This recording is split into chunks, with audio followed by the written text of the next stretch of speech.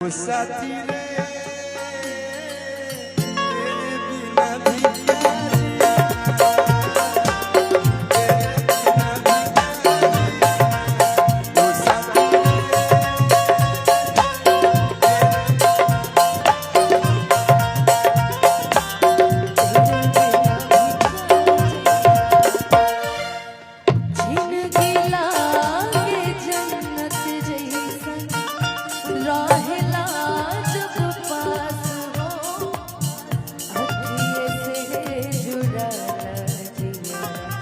भरल बा इतना मिठास हो गइल का कसूर काहे इतना गुरूर बस तने बता दो हसीना साथी रे तेरे बिना भी क्या जिया, तेरे बिना भी क्या जिया, वो साथी रे तेरे बिना भी क्या जिया। इसी में आखिरी लाइन आपके साथ, इसके बाद जैसा आशुतोष भैया का आदेश। चलत रहे ओ कहने वाले मुझको फरेबी कौन फरेबी है ये बता, वो जिसने गम दिया प्यार के खातिर, जिसने प्यार को बेच दिया, कि नशा दौलत का ऐसा भी क्या कि तुझे कुछ भी याद नहीं क्या हुआ तेरा वादा, वो कसम कोई लगा भूलेगा दिल पिछले तुम्हें, वो जिंदगी का आखिरी दिन होगा क्या हुआ तेरा वादा, साथी रे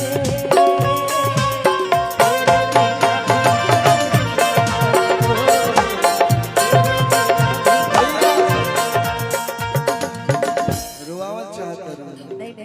मैं लइका रोए लगिया सन कि ऐसन भी रहे कौन मजबूरी। एक लाइन तब हम गालता नहीं, हमारा लेट होता सुबह, लेकिन जिला है हमारा दोस्त बैठा है गोपी मुखिया, मेरा लंगोटिया यार है, मेरा भाई है, बस अच्छा बोलेगा उसके बाद कुछ नहीं।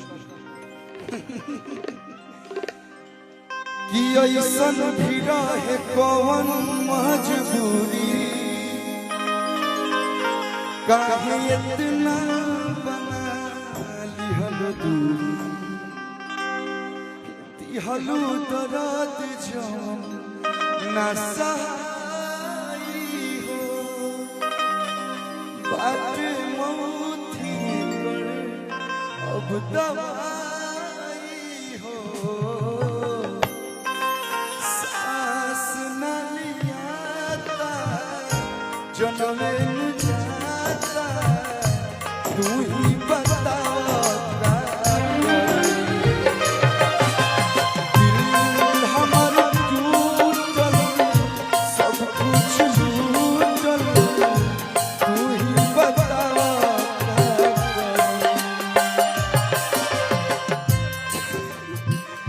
सब कुछ खत्म बा इतने कम बा, जियता नहीं तो कोई नहीं ये कम बा, दिल हमार सब कुछ लूटल, तू ही बता।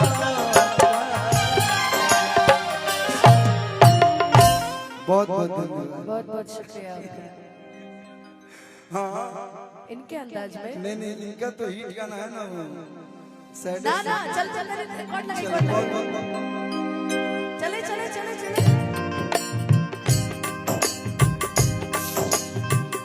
सुना है सनम का ये हलवानिया रे